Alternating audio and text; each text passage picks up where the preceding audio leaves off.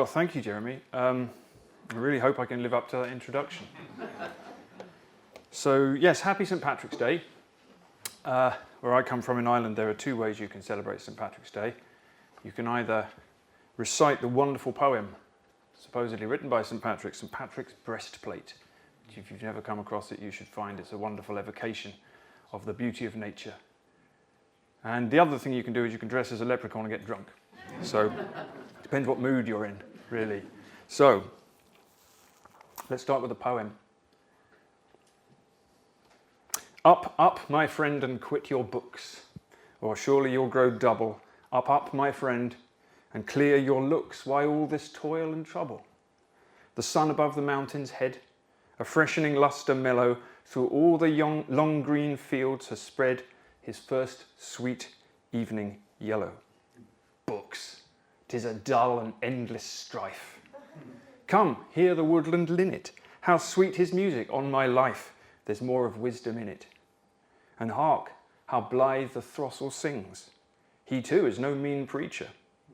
Come forth into the light of things, let nature be your teacher. She has a world of ready wealth, our minds and hearts to bless, spontaneous wisdom, breathed by health, truth breathed by cheerfulness. One impulse from a vernal wood may teach you more of man, of moral evil and of good than all the sages can.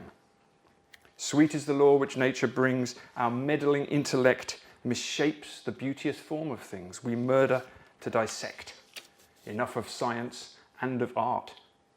Close up those barren leaves, come forth and bring with you a heart that watches and receives. I'm sure some of you know that already. This is Wordsworth's poem, The Tables Turned, which was written in 1798. Really the height of Romanticism. Now, I first came across that poem in the sixth form at school, and I didn't think I liked poetry. Didn't think I wanted to study Wordsworth, but as soon as I read that, and a few of his other poems as well, it began a kind of love affair with Wordsworth that lasted for a long time. Because I'd never come across poetry before, especially poetry from 200 years ago, which seemed to tell me what I thought and felt about nature. So, as a young man, I adopted the young Wordsworth's worldview, and I considered myself, as he did, certainly as a young man, to be a pantheist, which is to say I believe nature was a holy thing, a force in itself, a mother, a goddess, a god, and I believe that because I'd had experiences like the ones that Wordsworth writes about in so many of his poems, powerful spiritual experiences in the natural world that I didn't know what to do with, and couldn't explain, certainly. And so for a very long time, nature became the centre of my spiritual and moral universe. Because nature, as Wordsworth said, could teach you more than any book or sage or prophet. And when I was a young pantheist and later an environmental activist, I certainly believed that religion, and Christianity in particular perhaps, was largely a waste of time. And not only a waste of time, but part of the problem that poems like this set out to talk about. Because what's religion after all but an endless round of sages and books and empty ceremonies? And what did any of this have to do with the power of the living earth, the very real power of the living earth? And with the impulses from the vernal woods. I love that line. Memorised that line when I was 16, I've never forgotten it. Now back then, I believe what maybe we could call the Lynn White thesis of Christianity. I don't know if any of you have heard of Lynn Townsend White. But in 1966, the American historian Lynn White gave a lecture to the American Association for the Advancement of Science, and it was entitled The Historical Roots of Our Ecological Crisis. And White's argument is still influential today, certainly in the Green Movement, even or perhaps especially amongst people who haven't read it. So often the case. White argued that the force which had made our culture and the modern world so ecologically destructive was not science or technology or greed or selfishness or capitalism, it was Christianity. And the reason in his telling was very simple. The Christian's creation story gave humanity the central role in the whole universe. And the Christian God empowered his favourite species to dominate and subdue everything else that lived. And from this instruction and this metaphysics, everything else followed, up to and including the blind faith in historical progress that animates the factions, all the factions in our supposedly post-Christian society. And by the way, post-Christian was an idea that Lynn White was having none of.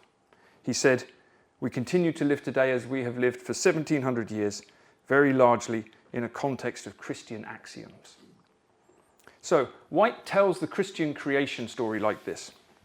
By gradual stages, a loving and all-powerful God had created light and darkness, the heavenly bodies, the earth, and all its plants, animals, birds, and fishes. Finally, God had created Adam and, as an afterthought, Eve, to keep man from being lonely. Man named all the animals, thus establishing his dominance over them. And God planned all of this explicitly for man's benefit and rule. No item in the physical creation had any purpose save to serve man's purposes. And although man's body is made of clay, he's not simply part of nature, he's made in God's image. This story, said White, meant that, especially in its Western form, Christianity is the most anthropocentric or human-centered religion that the world has seen. And he summarized his case like this. Viewed historically, modern science is an extrapolation of natural theology. And modern technology is at least partly explained as an occidental realization of the Christian dogma of man's transcendence of and rightful mastery over nature. But as we now recognize, somewhat over a century ago, science and technology joined to give mankind powers which, to judge by many of the ecological effects, are out of control. If so, Christianity bears a huge burden of guilt. Now, back in the past, as a young pantheist, I could happily nod along with all this, but these days, somewhat to my own surprise, I'm a Christian, and I have been for perhaps 4 or 5 years. So this makes things rather awkward for me. How is a Christian nature lover to find any succor? If Lynn White is correct, is he correct? Certainly I'd always found Christianity, in my limited experience, and it was limited, to be a religion largely uninterested in the natural world. It seemed to focus entirely on the hereafter. And at its worst, this could lead to an attitude to creation which is either dismissive or even justifies its abuse. But anyway, when I became a Christian, through a series of events which I won't bore you with, I thought I probably ought to read the Bible. This is what Christians are supposed to do. I still haven't finished, by the way. It's a very big book. But I'm about halfway through. I got a bit bogged down in the middle. There's a long list of genealogies and they go on a bit. But I'll get through it.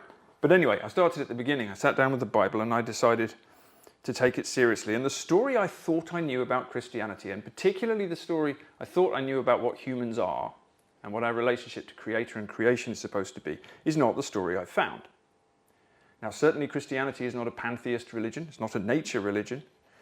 God is the locus of worship rather than God's creation. Still, though, that creation is a thing that is made with love, a thing that is seen to be good, and a thing that we're supposed to respect. In fact, the Bible is full of tales of wounded and poisoned lands which reflect the sorry state of their human denizens. How about this quote from the book of Hosea about the consequences of turning away from God? There is no faithfulness or kindness, and no knowledge of God in the land. Therefore the land mourns, and all who dwell in it languish, and also the beasts of the field and the birds of the air, and even the fish of the sea are taken away. But anyway, right at the beginning of the Bible, more remarkably, the creation story doesn't seem to me to be the story that Lynn White is telling. Now, of course, I come to the creation story with a bit of an environmentalist background. We all bring our own filters to everything we do, but still, when I read the creation story in Genesis, I see a story that's fundamentally ecological. There's a story of what a rightly ordered cosmos should look like. It's a story that sets out the correct relationship between humanity and Creator and creation, which is not one of abuse or dominance. It's also the only time in the entire Bible where we see a picture of God creating his kingdom, creating his world, and specifically creating a world that's made for humans to be in. So when we look at the world that God creates for us, the beginning of everything before it all goes wrong, what's the world we see? What's the ideal environment for a human being? Well, according to Genesis, it's a garden. It's not the wilderness, it's not a city, it's a garden.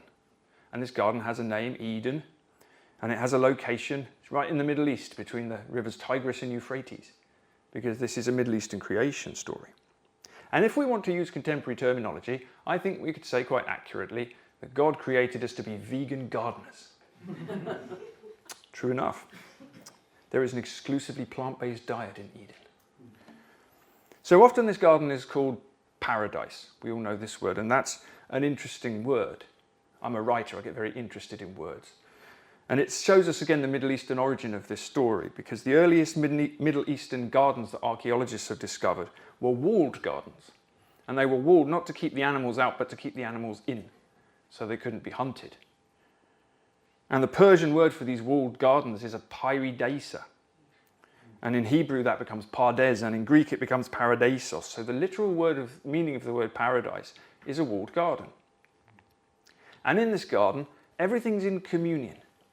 Nothing's eating anything else at all. The animals and the humans are wandering around together. In fact, everything is so close that we can see God walking in the garden in the cool of the evening, which is such a great image. And in this garden, all is holy, as you might expect. And the word holy is also interesting because it comes from an Anglo-Saxon word, hullig. And hullig is the root of the word holy, and it's also the root of the word whole. So holiness is wholeness. Holiness is when things are not broken. So we read that God formed man out of dust from the ground and breathed in his face the breath of life, and man became a living soul. What is a human? Soil plus the breath of God. Then the Lord God took the man he formed and put him in the garden to tend and keep it. So there we are. We're made to be gardeners, to tend and keep this garden. And the name of the first man, Adam, is a pun. It's a pun on the Hebrew word Adama, which means clay, soil, earth. The first man is literally made of earth, earth plus the breath of God. And since we're talking about etymology, which I could do all night, but I won't, here's something else. The etymology of the word human is the same root as that of the word humus, the matter of soil. Okay? And also the word humility, which of course in the New Testament is the thing that Christ tells us we have to do if we want to return to the garden, or at least return to God. Blessed are the meek, for they shall inherit the earth. Humility is the way of nature. Now there are two trees in this garden, as we all know. There is the tree of life, and there is the tree of the knowledge of good and evil. And God says, if you eat of that tree, because you're not ready yet, you shall die by death, which is a very interesting phrase. He does not say, if you eat the fruit of the tree, I will kill you. He says you will die by death. In other words, death will enter this holy thing, this holy place, this whole place. It will be broken by a force that you create if you disobey. Now, of course, there's another presence in the garden, isn't there? There's always another presence in the garden. Otherwise, life would be very simple. Now, the serpent was more cunning than all the wild animals the Lord God made on the earth, we read. And the serpent said to the woman, you shall not die by death. For God knows in the day you eat from it, your eyes will be opened, and you will be like gods, knowing good and evil. So she took its fruit and ate. So here's the oldest story of all. We want to be like gods. We want to rebel. We don't want to follow the law. And when we do, there's a consequence. The communion is broken, death enters, and nothing is holy or whole anymore.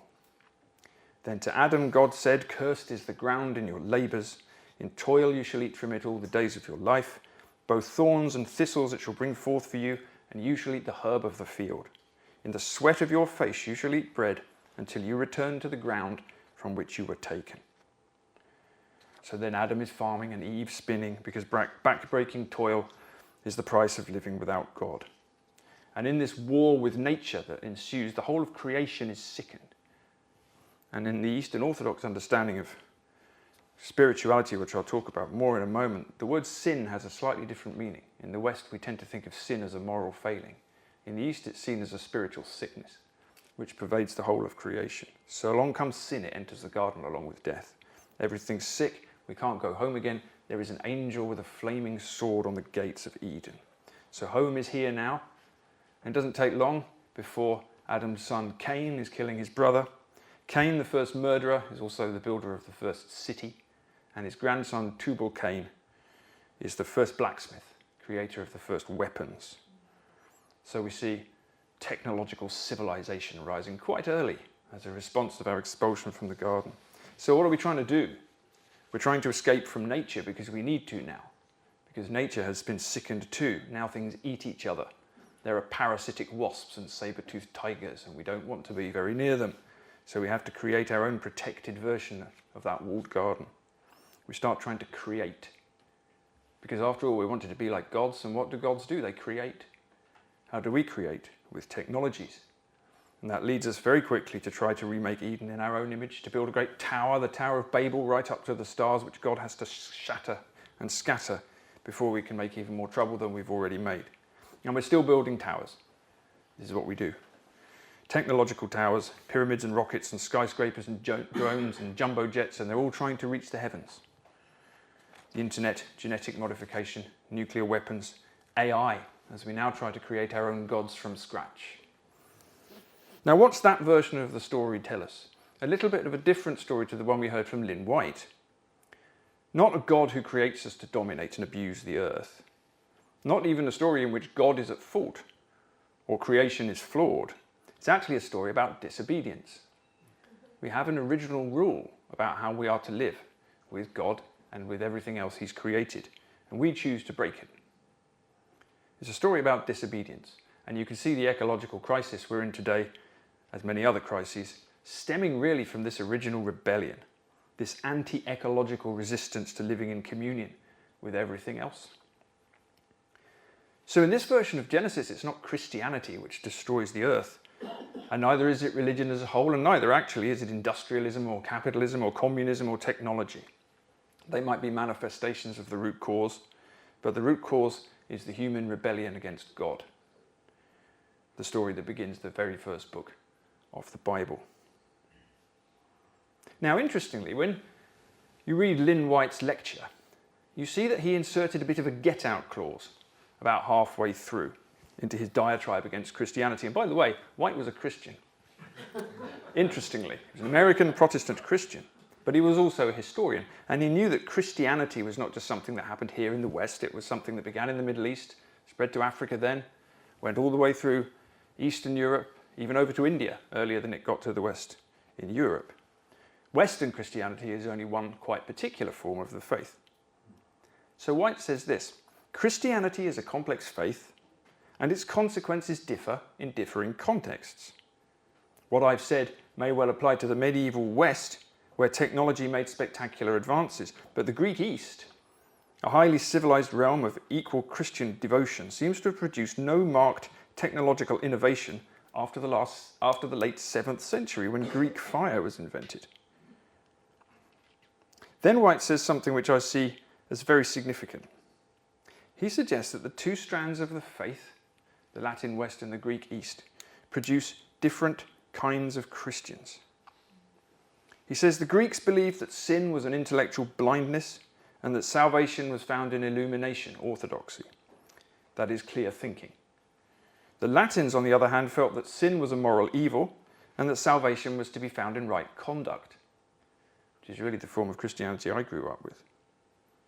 He said, the Greek saint contemplates, the Western saint acts. The implications of Christianity, he went on, for the conquest of nature would emerge more easily in the Western atmosphere. Now, in saying that, of course, he instantly undermines his whole thesis. Because suddenly, with this caveat, it's not Christianity, after all, that's destroyed the world, but something that he calls the Western atmosphere. In other words, the Western interpretation and practice of this religion, according to Lynn White, a Western Christian, is at fault. He says in the Latin West, by the early 13th century, natural theology was ceasing to be the decoding of the physical symbols of God's communication with man, and was becoming the effort to understand God's mind by discovering how his creation operates, which of course is how the scientific project began. Science and religion were entirely intermeshed for a very long time. So what he's claiming here is that Eastern Christian theology might produce a different relationship to nature than Western Christian tradition. Now, I'm an Orthodox Christian. I'm a member of the Orthodox Church, and as a former pantheist who retains some sneaking pagan sympathies, I have a personal interest in working out whether this claim is true. Basically, I want it to be, so bear that in mind. I'm not going to pretend that I'm in any way unbiased. The Orthodox Christian academic Father Maximus Constus recently tried to explain what a proper human relationship with the rest of creation should be according to the Orthodox Church, in a very interesting essay he wrote called A Tale of Two Trees. He asked, what should a Christian, or any human come to that, think about the woods and the mountains and the desert, the whole of the wild world? What are these places, and why do they seem to be very much more real than the God we are told created them? Why, in fact, in his words, does the world around us seem strangely devoid of God, drained of his presence, so that now even the idea of God, like a fading memory, seems increasingly remote and inaccessible, hidden from our eyes, eclipsed by the blinding light of appearances? And the answer, he says, is to be found in that expulsion from the garden, from that fall. This fall away from our natural state, he says, was a shift of the mind's spiritual energy to a lower level of biological and animal life, a fallen mode of existence that altered and corrupted human consciousness. And this fallen mode of existence leads us away from a God-centered view of the world towards a human-centered one. And from this, everything else follows. Elizabeth Theokritoff, Orthodox theologian, in a wonderful book she wrote called Living in God's Creation, talks about this. She challenges Lynn White's idea that Christianity is anthropocentric, that it puts humans at the centre. She says anthropocentricity, or man as centre, simply does not come into the picture in the teaching of the Eastern Church, because the centre is not supposed to be man, it's supposed to be God. Humanity can never be the ultimate centre of creation in Orthodox theology, she writes. He is rather intended to be a focal point through which God's purpose can be achieved. So we do have something to do. Our purpose is to bring everything into union with its creator. That's what humans are supposed to do. We are supposed to unite what is divided. I'll leave it to you to decide whether we're doing very well at that challenge. Actually, mostly we tend to divide things further, or very often anyway. But when we do that, that's our choice, not God's. I mean, we have free will after all. Only once God is removed from this whole picture of humanity, this whole creation story, can you put humanity at the centre, which is what Adam and Eve do in the garden. It's what the snake persuades them to do. You can be like gods. You don't need God, you can be God yourself. In a very real sense then, the original sin is anthropocentrism, putting humans at the centre of everything, the human desire to become gods, which leads directly, in my opinion, into the modern technological project. The throne at the heart of our culture, which was once inhabited by Christ, is now empty, or it was empty, now it's inhabited by the self. And our society is going all in on the project to conquer the stars, build new intelligences, and ultimately defeat death itself, which of course is the work of a god. This is the behaviour of a god, the kind of gods we think we are. So it seems that a Christian, according to the Eastern teachings anyway, ought to be looking at nature the way we did in the garden, remembering its original beauty, which is supposed to be restored when Christ returns. Now, Philip Sherard, Orthodox English Christian, one of the founders of Temenos, had a wonderful book that he wrote, I think in the 1980s, called The Rape of Man and Nature. And he talked about something he called a sacramental idea of creation. The idea that, in his words, creation actually participates in the divine and is an actual mode of existence or embodiment of the living, ever-present God. This sacramental approach to creation, Sherard suggests, and this is where he agrees with Lynn White, is rarely present in Western Christianity because of its rejection of a key Orthodox claim about the nature of God. So the Christian East and the Christian West have a disagreement on the nature of God and how it manifests in nature and in reality. Obviously there are Christians in the West who agree with this, there are Christians in the West who doubt it, but broadly speaking there's a difference in the teachings. And it comes from a distinction which was first formalised in the 14th century but was present much longer than that, much longer back than that, between what are called the essence and the energy of God. This distinction is largely unknown in the West, but it teaches that God's essence, the heart of God, the centre of the thing, is so vast, so enormous, that we can't touch it. You might remember the story in the Old Testament where God tells Moses to hide himself in a crack in the mountain as he passes by because he can't look at him without going insane or dying. It's impossible, God is so vast. And Jesus says no one has seen the Father but the Son. So in our state down here, we can't gaze upon God. We can never understand the essence of God, but we can experience the energy of God, which flows throughout all creation. And of course, since we're all created, that means it flows through all of us as well. So God is not a distant watchmaker, someone who exists outside of creation, because there isn't an outside. God pervades everything. That's not the same as saying God is everything. That's what a pantheist would say. But God is in everything all the time. And this makes possible the Orthodox notion of theosis, which is a Greek word which means union with God, which is seen to be the purpose of a human life. And following Christ is supposed to lead you to that point. And without this essence-energy distinction, theosis isn't possible. You can't unite with God because you can't unite with his essence. It's too big. You can only unite with his energies. So this God, this Eastern Christian God, is transcendent and immanent at the same time. He's woven throughout his creation, and he's always at work within it. In the words of a common Orthodox prayer, he is everywhere present and filling all things, which I really love. Philip Sherrard says that the sacramental understanding of nature depends upon the recognition of the actual immanence of nature in the divine.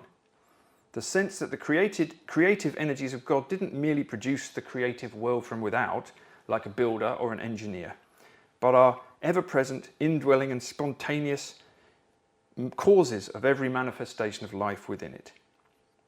It depends, in other words, upon the recognition of the continuing vitalizing activity of the Holy Spirit in the world, animating these energies.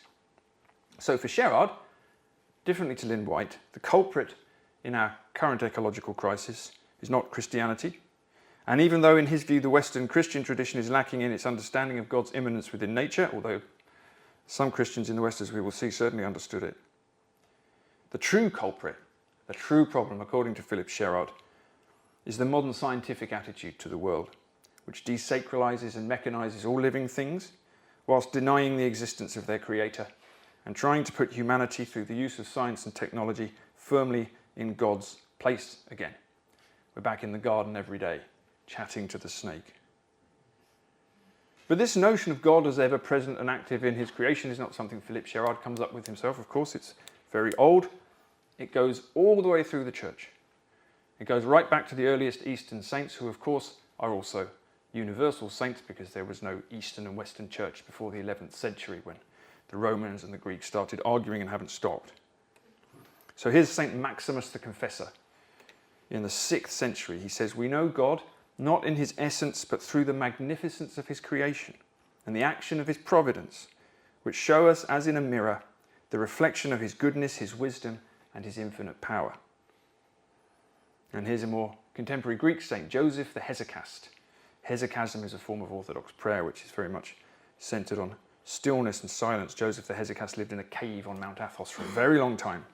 Wrote some wonderful things about how conscious rocks worship God. So he says this: God is everywhere. There is no place where he cannot be found.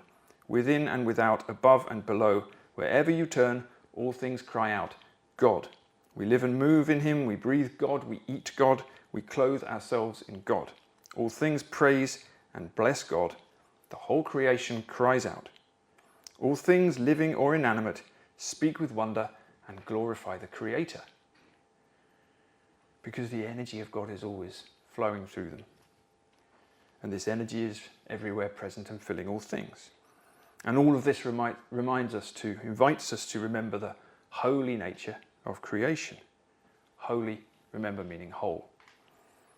And to live as if it could be and will be restored. So Elizabeth Theokritoff in her book puts it like this: a sacramental approach to the world, she says, does not try to take us either forward or back to an earthly paradise. It invites us to place our hope neither in technological advances nor in a return to a golden age of harmony with nature. The Church looks to the ultimate transfiguration of all things, and we serve this end by conforming ourselves to God's will. And we see lots and lots of references to this in the fathers of the Church. St. Ephrem the Syrian, wonderful saint from the 4th century who wrote all his teachings in poetry, has a series of hymns called Hymns on Paradise, one of which he talks about the earth as our mother. Upon our mother earth, along with us, did he lay disgrace, when he placed upon her with the sinner the curse. So together with the just, he will bless her too. This nursing mother, along with her children, shall he who is good renew. So here we have the earth as a nursing mother. 300 years later, in the 7th century, we have another Syrian saint, Isaac the Syrian. He's one of my personal favourites. He talks of God giving humanity what he calls a twofold instruction. He says there are two sources of learning for humanity. There's nature and there's scripture. And in his 5th homily he writes, "Ask from nature a true witness concerning yourself, and you will not go astray. Yet even if you turn aside from thence, learn from that second witness, and it will place you on the path from which you wandered." Ask from nature a true witness concerning yourself, and you will not go astray. It sounds like Wordsworth, doesn't it? He could have written that line. Maybe he did. So, because of God's presence within the creation in this way, claims the Orthodox Church, we should in principle be able, if we strip away enough of our worldly passions and our attachments to the negative things of the world, we should be able to re-enter again the state that Adam and Eve were in the Garden of Eden. This state of communion with all beings, this holiness, this wholeness, as a result of this sacramental attitude to the natural world. And we know it's possible because there are quite a lot of stories of people who did it, and some of them are from within our lifetime. And actually I'm writing a book about these people at the moment, and it's called The Book of Wild Saints, and I'm retelling the stories of 20 wilderness saints in the Christian tradition, from the early years of Christianity right up to the present day. And by a wild saint, I mean a wilderness ascetic, somebody who stripped away the world, fled into the caves or the deserts or the forests to live a life of prayer and sacrifice, and in doing so has achieved again that Edenic state. Now remember that creation story from Genesis? Humans are soil plus the breath of God. Adama is a man of clay. Humanity is made to be holy, whole, humble. And throughout the Christian era, we hear again and again the repetition of one motif, that of a wilderness saint who becomes so holy, so whole, that the rest of nature is no longer afraid of him or her. A few years back in Romania, I met a man who gave me a definition of the word miracle, which I'd never heard before. He said, a miracle isn't a suspension of the laws of nature. It's a restoration of nature's true state, the way it was supposed to be before we broke it by trying to be like gods. And once that state of reality is restored, creation itself, including the bears and the wolves, are no longer afraid of us. Bishop from Cyprus, Athanasius of Limassol, puts this like this. He says, when human beings reach the state when they become a repository of God's grace, then animals instinctively recognize this as the state of the first humans prior to the fall. And at this point, friendship, he says, is re-established between humans and the rest of nature. In such a state, even wild beasts cannot harm you. It's a pretty wonderful idea, isn't it? I'm not going to test it out myself, because I am not yet holy enough, and probably never will be. I don't know how you work out when you are. There's an astonishing claim, quite a common claim in the Eastern Church, and a common one too in the medieval West, before modernity encroached and everything changed. And as I say, this isn't just something that happens in the hagiographies of the early saints. Saints like Joseph the Hesychast, who I quoted just now, and Saint Paisios, another Greek saint of modern years who died in the 1990s, are said to have reached this state in our lifetimes. Plenty of people have witnessed it. But stories of these people abound very commonly in the early Christian centuries.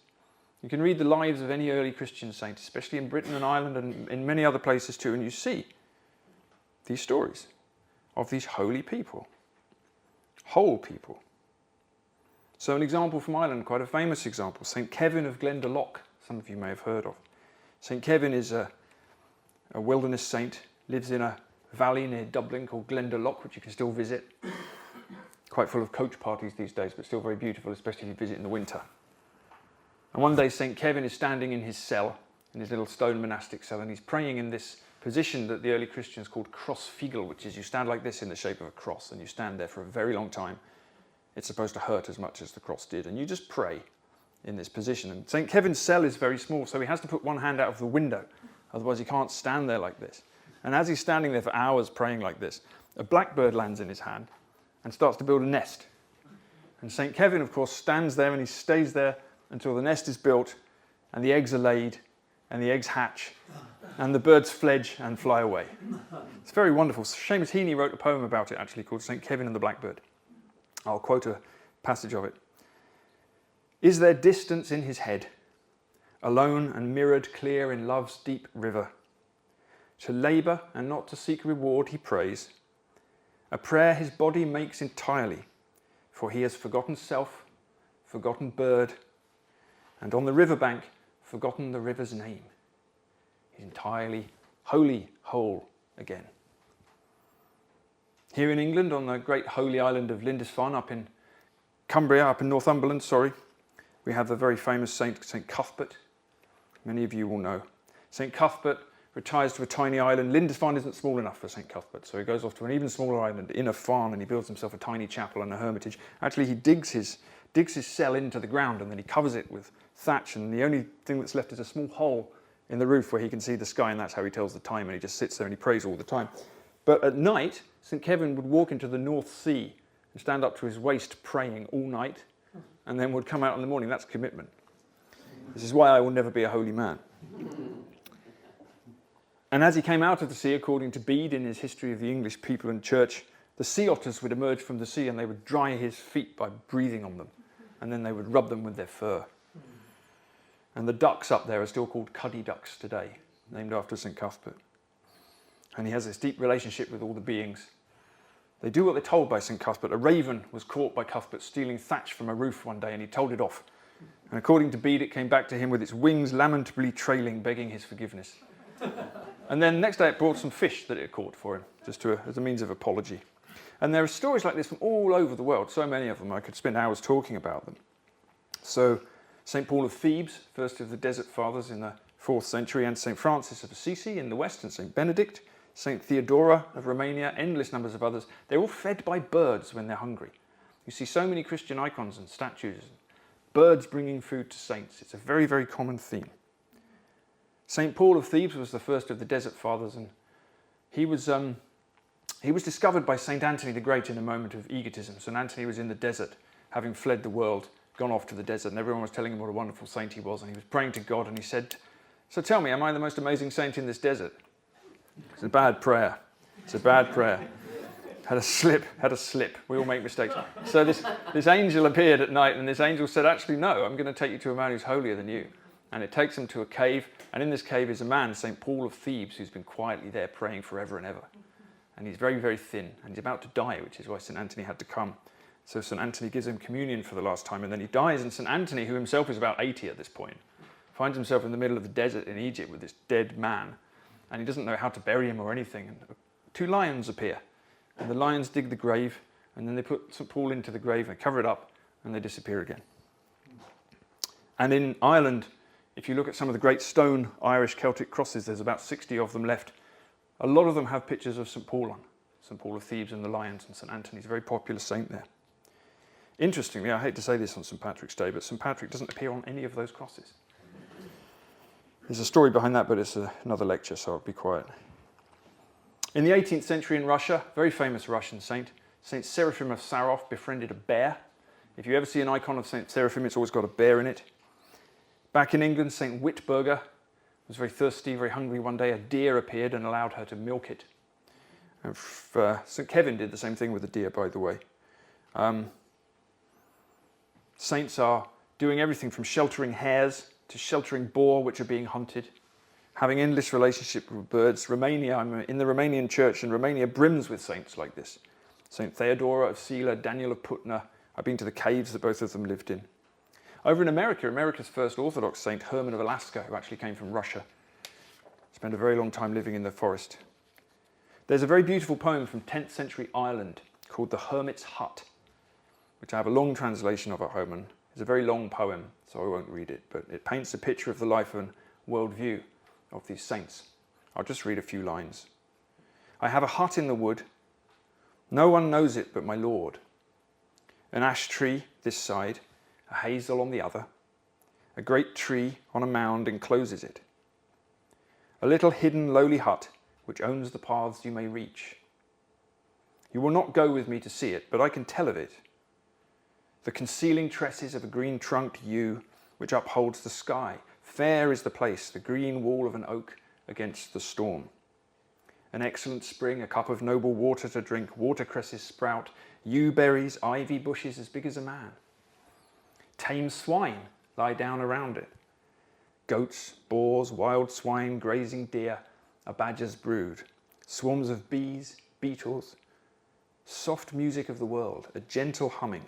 Wild geese, ducks.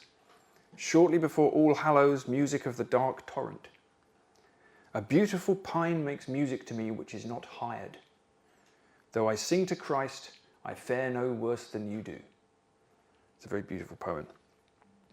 So, discovering the stories of these wild saints and starting to write about them, all of this has taken me back to my Wordsworthian youth, to my pantheist years.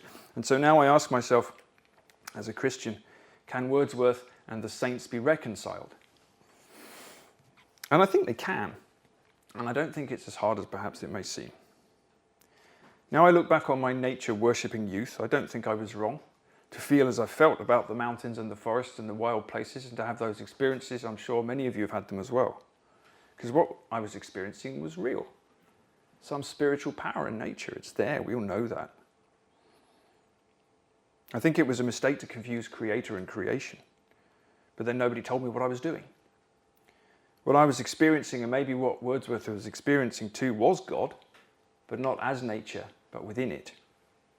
God's energies flowing through the woods and the waters of his great work of art, everywhere present and filling all things. So one impulse from a vernal wood maybe can teach you more of man and of moral evil and of good than all the sages can, because that impulse is the energy of God. And we would expect it to know what it was doing.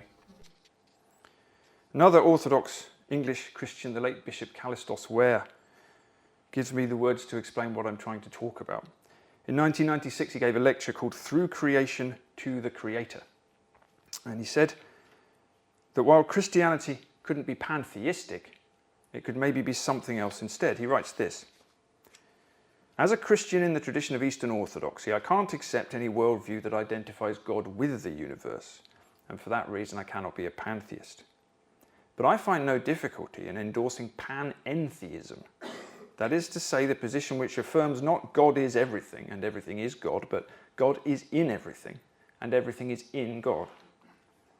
God, in other words, is both immanent and transcendent, present in all things. He is at the same time above them and beyond them all.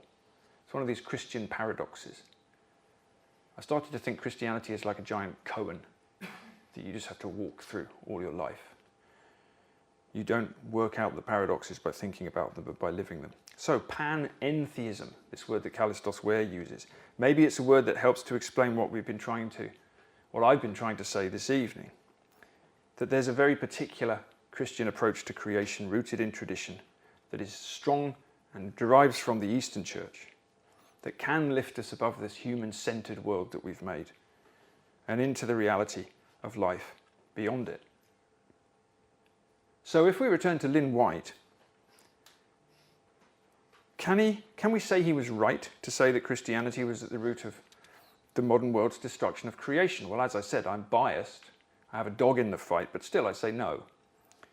Because I think that in fact Christianity teaches right from the beginning that man's self-love is the original sin, and that it always leads to his destruction and to the destruction of the land he lives in. It's not following that teaching that has wrecked the oceans and the soils and the climate. It's ignoring it. Lynn White didn't understand the sacramental view of creation. And he can probably be forgiven for that, because it's very little understood by any of us, especially in the West. But there it is. It's deeply embedded in the tradition and the theology of the Orthodox East, even though not all Orthodox Christians understand it either. But that's the teaching, and it's there. And I think we can unearth it again. White made a particular claim in his lecture. He said this: to a Christian, a tree can be no more than a physical fact. Well, there's a Greek saint, another modern Greek saint called Saint Amphilochius of Patmos, and he begs to differ. Saint Amphilochius says, do you know there is an 11th commandment not recorded in the Bible? And it says, love the trees. He goes on, He who does not love trees does not love Christ. So St. Amphilochius was a priest, and when farmers on Patmos used to come to him for confession and needed to give them a penance, he'd tell them to go away and plant a tree. He said, when you plant a tree, you plant hope, you plant peace, you plant love, and you will receive God's blessing. Kallistos Ware again tells another story about another tree-loving Greek saint, this one from the 18th century, St. Cosmas the Aetolian, who was martyred in 1779. He used to wander around Greece on missionary journeys, teaching the gospel and planting trees as he went. And he was renowned as a prophet, St. Cosmas, and one of his prophecies was short and simple. He said, people will remain poor because they have no love for trees. By the way, Kallistos Ware talks of another prophecy of St. Cosmas, which isn't to do with trees, but is worth mentioning because it seems to have come true. Remember, this is from the 18th century. He says, the time will come when the devil puts himself inside a box and starts shouting. And his horns will stick out from the roof tiles. Kallistos Ware used to walk around London looking at the TV aerials and thinking of that prophecy. So St. Cosmas the Aetolian there, man who knows the score. So Lynn White suggests that we can only protect and heal the planet if we reject what he calls the orthodox with the small o, Christian arrogance towards nature. That arrogance has certainly existed, no doubt about it. But I would like to suggest that those who profess it do not really understand the religion they're trying to follow. And they certainly don't understand the sacramental relationship to creation.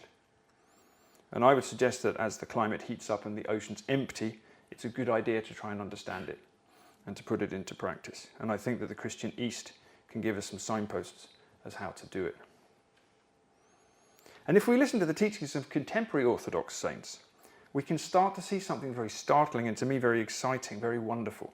That Christianity, properly practiced, and there's plenty of examples of it being improperly practiced, but properly practiced, can help us to heal the earth that our self-love and greed have wounded. I'll just offer you two teachings from two of my favourite recent saints before I stop. Starting with St. Porphyrios, a Greek saint who died in the 1990s. And if you want to read one book, you should read a book called Wounded by Love, which is the teachings of St. Porphyrios, who's just such a wonderful saint. You don't have to be a Christian to appreciate it either. St. Porphyrios says this, rejoice over everything which surrounds you. All things teach us of God.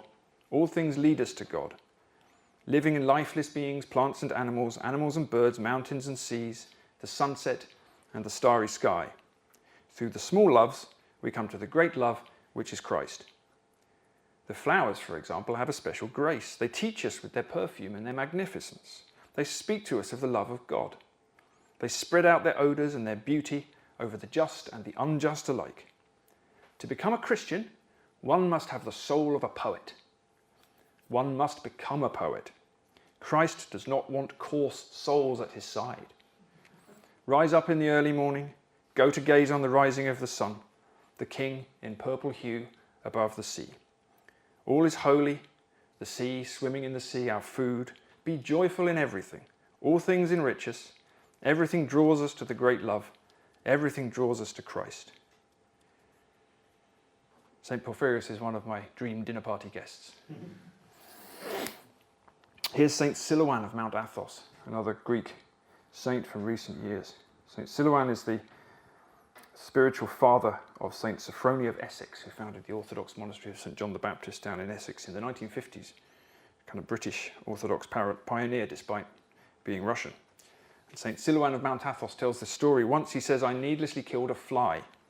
The poor thing crawled on the ground, hurt and mangled, and for 3 whole days I wept over my cruelty to a living creature. And to this day the incident remains in my memory. And since then I have never harmed another living being. The Spirit of God, he goes on, teaches the soul to love every living thing, so that she would have no harm come to even a green leaf on a tree, or trample underfoot the flower of the field. Thus the Spirit of God teaches love towards all, and the soul feels compassion for every being. Okay, I started with a poem, so I'll end with a vision. And lest it be imagined that I'm trying to say that only Eastern Christians can experience God's immanence in the world, let it be a vision of a Western mystic, Hildegard of Bingen. Hildegard had a number of visions in which the Holy Spirit spoke to her directly. And this is one of the things she heard directly from the Holy Spirit about how the world really works. I, the highest and fiery power, have kindled every living spark, and I have breathed out nothing that can die. I am the fiery life of the divine essence. I flame above the beauty of the fields. I shine in the waters, in the sun, the moon, and the stars I burn. And by means of the airy wind, I stir everything into quickness with a certain invisible life which sustains all. For the air lives in its green power and its blossoming. The waters flow as if they were alive. Even the sun is alive in its own light. I, the fiery power, lie hidden in these things, and they blaze from me, just as man is continually moved by his breath, and the fire contains the nimble flame. All these things live in their own essence, and are without death, since I am life. I am the whole of life. Life was not torn from stones, it did not bud from branches, nor is it rooted in the generative power of the male. Rather, every living thing is rooted in me. Thank you for listening.